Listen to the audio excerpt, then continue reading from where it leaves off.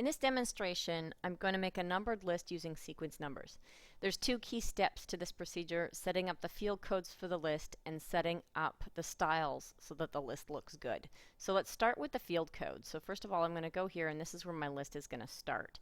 Okay, so I'm going to go to Insert on the Insert panel, and then Quick Parts, and then within there Field. And then I'm going to look for SEQ, S-E-Q, which is the sequence number, which is the one that we use for this. Okay, and you'll notice that it has an identifier and then switches. Okay, so the identifier is going to be my list.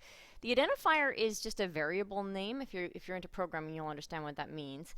But the idea is that what the current number is stored in that name. And so that if I have 6 different lists, then my SEQ list, it'll keep them apart so that it's important when you do sublists that each sublist has a different variable name. Okay, and then I'm going to add a switch, which is just sort of like a tag to tell it something. And the switch is going to be R and the number 1. And what that's saying is the \R says that start my numbering here, and then the number 1 says start at number 1. So this way the field that I add is going to have a number 1. So when I hit OK, you'll notice it has a 1. And then I'm going to put a dot and a tab character. Now I want to see what that field code is actually, so I'm going to highlight it and go Shift F9, and that shows me what the value is. I'm then going to copy it and move it down to my second line. And if I go and paste it, Control V here, and again the same thing, highlight and go Shift F9.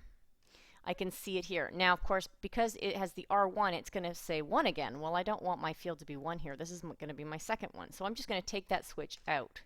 With that switch out, I should now have my number 2. So what I do here is I now then close this so I see the values. And of course, it says 2 1s, but that's because it hasn't been updated yet. So I hit F9 again, and the field updates to 2, like magic. So now I'm going to highlight these values here, Control C, and I'm going to put it for each of the items. So you'll notice it's going to be 2 every time, and that's because it hasn't updated. So once I put them in all of my list items, I highlight my entire list and hit F9 again, and presto, I now have a numbered list where all my numbers are there and they're consistent.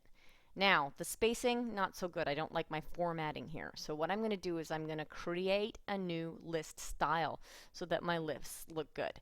So going over into my styles panel, I click New Style. Okay, and I'm going to call it My List Style 2, just because that's what I want to call it. Now I'm going to go over to the Format, Paragraph, and I'm going to create a hanging indent. Now I find that 0.5 is a little bit too far, so I'm going to make that 0.3 because I like that spacing better. And then I hit OK, and I hit OK, and now you can see that it's nicely figured. So I take my entire numbered list and I apply my list to style to it, and presto, I have a beautiful looking list that is actually much more revisable and will stay in my document. It's much more robust. I won't have to worry about my numbers getting all mucked up or anything getting corrupt in my document. Thank you.